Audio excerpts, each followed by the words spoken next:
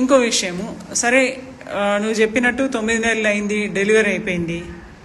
Delivery అయిపోయిన తర్వాత మొదటి రోజు నుంచి తర్వాత 10 రోజుల వరకు తీసుకోవాల్సిన జాగ్రత్తల గురించి ఒకసారి చెప్పాం.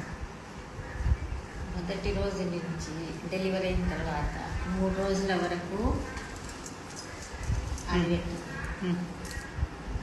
చెప్పట్లా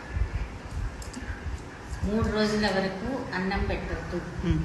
3 రోజుల వరకు కొంచెం తక్కువ స్వీట్, 1 గిన్నెడంత సిర, ఒకటి చిన్న చారు గిన్నెడు సిర, పొద్దున 1 చారు గిన్నెడు, సాయంత్రం 1 చారు గిన్నెడు. వేడి నీళ్ళు కాగబెట్టి వేడి నీళ్ళు ఇవ్వాలి.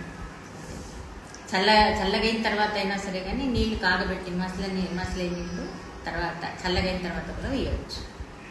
మళ్ళీ అంటే నడుముకు కూడా కట్టాలి, గట్టిగా గట్టి కట్టాలి.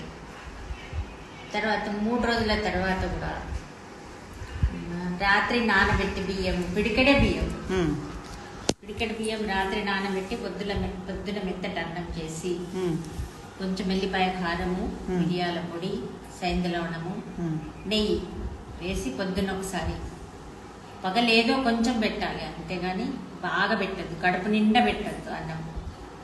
మళ్ళీ పగలు నానేసి రాత్రి పిడికెడ బియ్యం అట్లా పొద్దున నానబెట్టినాయి, రాత్రి నానబెట్టినాయి ప్రొద్దున అట్లా అన్నం, అది అంత పూర్తికే అన్నం చేయాలి. అదే అన్నంలో నెయ్యి, సైంధలవణము, మళ్ళీ అంటే మిరియాల పొడి, ఎల్లిపాయ కారం, అంతే. 10 రోజులు 10 రోజుల వరకు. మళ్ళీ బాలెంత కాడ దొరుకుతుంది. 10 రోజులది ఒకటి ఉంటుంది, నంబర్ 1, నంబర్ 2, నంబర్ 3 3 ఉంటాయి. 10 రోజుల లోపల 1, 10 రోజుల వరకు 1 అవుతుంది. 5 రోజుల నుంచి 10వ రోజు వరకు అది అట్లా 10 రోజుల వరకు అట్లనే. అది ఒక బాటిల్ మొత్తము 10 రోజుల వరకు అయిపోవాలి.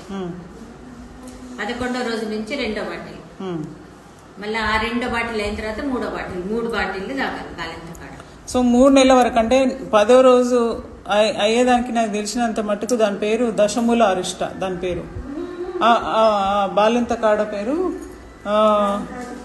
అది బాలెంత కాడ 10 రోజుల లోపల తాగేదాన్ని, అది ఒకటి ఉంటుంది. దాని తర్వాత 3 నెలల వరకు 3 బాటిల్స్ ఉంటాయి.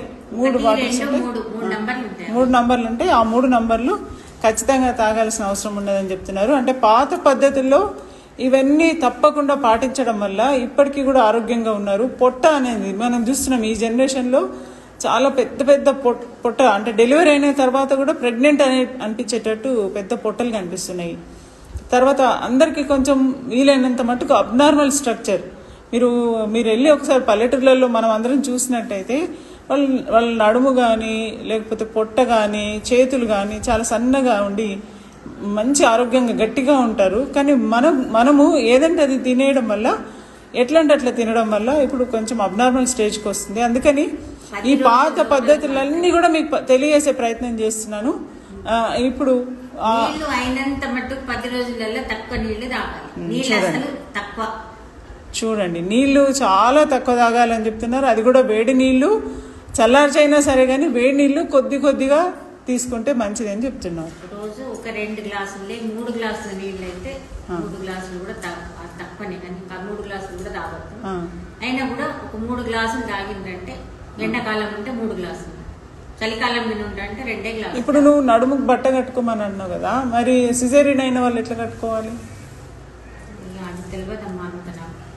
అంటే అప్పట్లో అన్ని ఎక్కువ మట్టుకైతే నార్మల్ డెలివరీస్ అయ్యేవి, కానీ సిజేరియన్ అయిన తర్వాత కూడా నాకు కూడా సిజేరియన్ అయినప్పుడు నడుముకు బట్ట కట్టిండ్రు,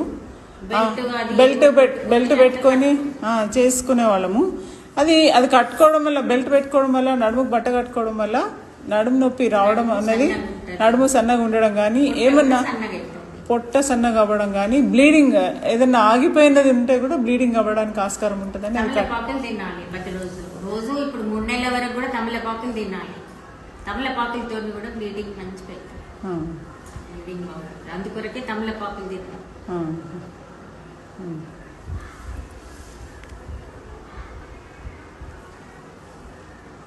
దినమంతా ఇస్తుండ్రు అప్పుడు తమలపాకు.